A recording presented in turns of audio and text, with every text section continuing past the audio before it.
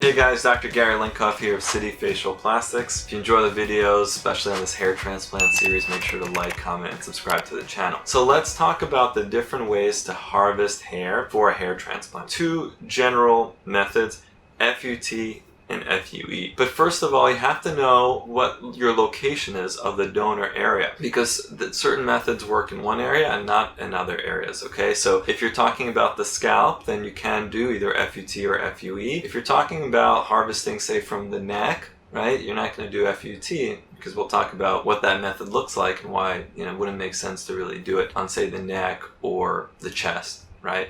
So it's not that you always have a choice between FUT and FUE, but depending on the location you might have a choice. So first thing is deciding where you're going to get the hairs, right? So you need to know your donor areas, what those potentially are, and why you're using it, and how much hair you have in those areas, and then what makes the most sense for the patient. So then you have FUT or FUE or hybrid, which is a combination of those two. FUT is follicular unit transplant. It involves taking a strip of the area, so literally cutting out a chunk of scalp or some other location. The reason you wouldn't do it in another location is because you get a long scar. Sometimes it heals nicely into a thin white line, other times it's thick, and other times it can be raised, right? Just like any scar. It may not heal perfectly well. So you're not going to do it in a place that's more visible, like the chest, like the neck. But in the back of the head, the scalp, which is kind of the most common area to use as a donor area, you can do a strip or FUT. Those are used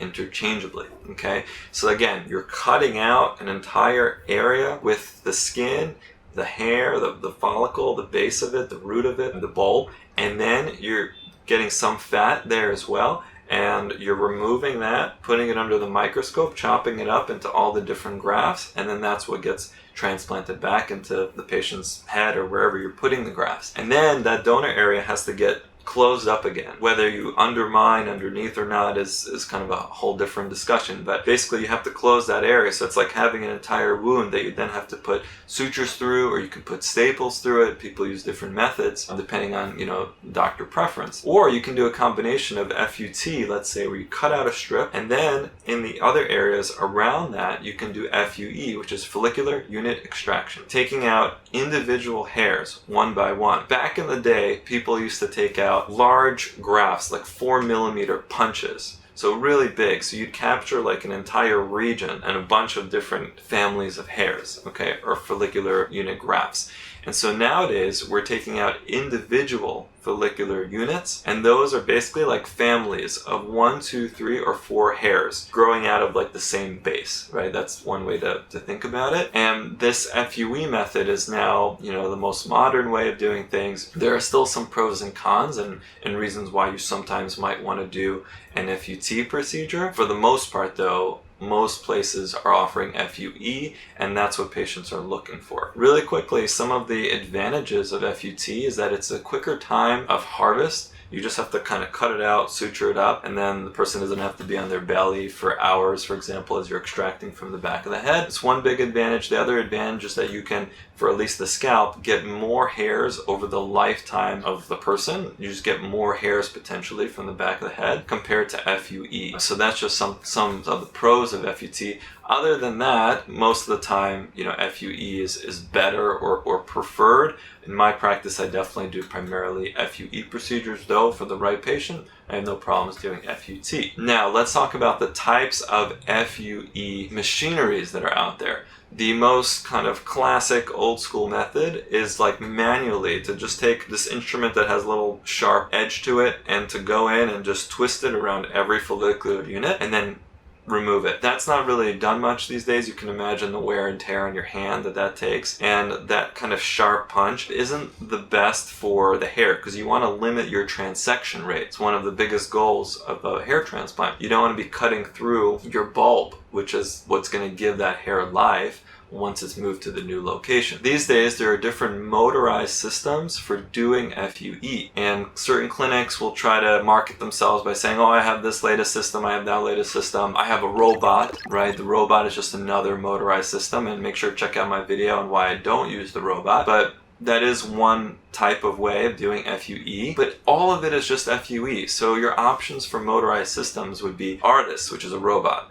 Hearts, which is a robot, SmartGraft. Okay, SmartGraft and NeoGraft are just these big consoles. They're not really robotic in that you still have to basically use your hand to drive a handpiece through the grafts. And so in that sense, it's not just a robot doing it while you're pressing a button on a system. For that, you just have the artist and the hearts. The SmartGraft, NeoGraft are just these kind of consoles that have, you know, other little kind of nifty attachments to them, but at the end of the day, it's just a handpiece that an operator needs to use. There are some other systems like the WA, W-A-W, which is a Belgian system. That's my preferred system, and I'll tell you why in a second. Trevolini is another system, and then there's like an Ellis system, which is a little bit, again, a little bit more basic in that it's just a sharp punch that just rotates. It doesn't really have any other special technology to it. So the reason why I like the WA system is that it basically has a very special punch that's sort of a trumpeted design. There's a dullness to the punch so that you're not hurting the grafts, and the key thing is that it's oscillating, kind of like when you're getting a cast removed and there's a vibratory sort of movement so that when that saw hits your skin it doesn't hurt and yet you're able to get a cast off. Very similar concept when it comes to the WA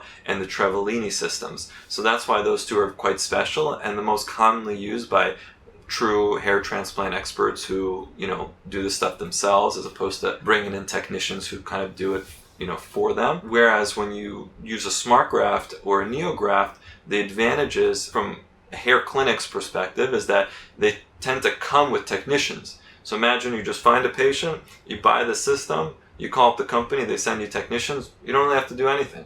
And so some doctors like that, but as a patient, I would hope that a patient would understand that that maybe isn't the most ideal situation. There really aren't any expert hair surgeons who are using SmartGraft or NeoGraft routinely in their practice. It's too clunky. It has this suction mechanism that captures the grafts, which we generally don't like because it can dry out the grafts. It's a little too cumbersome to use. The WA system is just so simple, yet so effective and so safe for your grafts. So that's why it's my preferred system. The other huge part of it is like the punch size, right? And we'll kind of go into this from the perspective of why I don't use the robot, but you got to remember that the punch size is what's going to dictate what your scars are going to look like. The FUE still leaves scars. It just leaves small circular scars as opposed to a long scar from FUT. The smaller your punch size on the end of your handpiece that's going to extract the grafts, the smaller your scars and the more natural everything is going to look. The WA system and the Trevolini are really able to deliver the smallest punch sizes and still give a very effective result. The robot has a fairly large punch size, okay, relatively speaking. So again, these are very technical points, but very important for patients to understand. Now let's talk about prepping the hair for FUE, okay? It can go from the least noticeable to the most noticeable. And this kind of references back to a reaction video I did on Logan Paul's hair and whether or not he got a hair transplant and how noticeable it would be while he's filming his podcast. And so there definitely is a way to have someone have a very easy return to work. So I'm going to go through sort of the different options when it comes to FUE from kind of like a hair donor site trimming perspective. Like, what does the state of your donor area need to look like when you go in for a hair transplant? What are you going to look like when you come out of it? When it comes to the different options, the least noticeable, you have something called a long hair preview FUE. And so what that is you can leave the hair completely its natural long length and go in, extract out the hairs using FUE while it's in its long form. That is a very technically challenging way to do it. There are very few people in the United States who offer that because it's so labor intensive and it takes a long time. You're literally extracting hairs that are long and you're placing them in the new location, also long. But in that method, you literally won't know that anyone, had anything done, which is kind of neat, and you can actually preview what your results are going to look like in a year. So that's the long hair preview FUE. Then you have individual trim, meaning that in terms of the donor area, you leave all the hair long and you just trim down the hairs that you're going to be extracting. Okay, so that's individual trim. Then you have, and so at the end of that procedure, individual trim, the person looks like nothing happened, right? The hair is nice and long in the back. When the new location, it's going to be short, right? Because you do cut the hair down in the back before you move it. So the new location, the recipient area, is going to have a little stubby hair, but that's fine. the donor area is going to not show a thing at all. So that's the individual trim. There's a limit to how many of those grafts you can pull in a session, and it's definitely less than what you can get out of when you have a shaved donor area. So that's the other thing to talk about. With the least noticeable methods, usually your overall number of grafts that you can extract is just less in one day than what you can do when you completely shave. Then you have a band trim. Okay, so where you're trimming bands along the back of the head. Okay, so you trim an area, you extract out FUE style throughout that area, then you let long hairs fall, you go to the next area up, trim the band, extract out, let hairs fall, and you keep doing that throughout, kind of the safer areas for donor extraction. So that is a little bit more noticeable in recovery, like the hair flies in the wind, you can see these sort of trim bands, but definitely, especially for women, it's a very useful method, and you can get a good number of grafts. Usually I can get about up to like 1,400 or so grafts using that method. Then you have a partial shave technique, where you're either shaving in a limited portion of the donor area, in the center of it, or kind of lower down, but you're not shaving the entire back of the head and the sides. You're just shaving down a portion of however much you need to extract out whatever your goal, number of grafts is. And finally, in terms of the most noticeable method for how noticeable it is after surgery, is the full shave.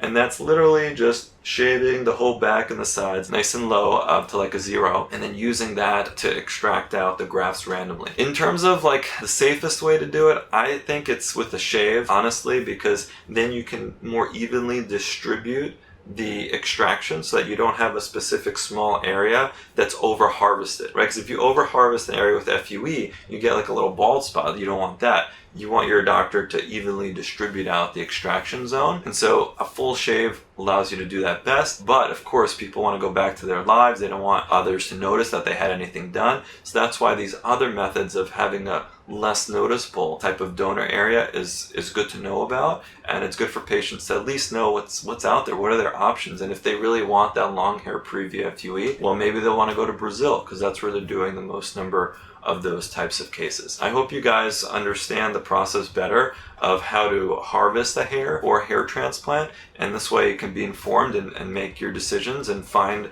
surgeons that kind of match up with how you want your hair to be. Once again, Dr. Gary Linkov, City Facial Plastics. If you enjoyed the video, like, comment, subscribe. Thank you.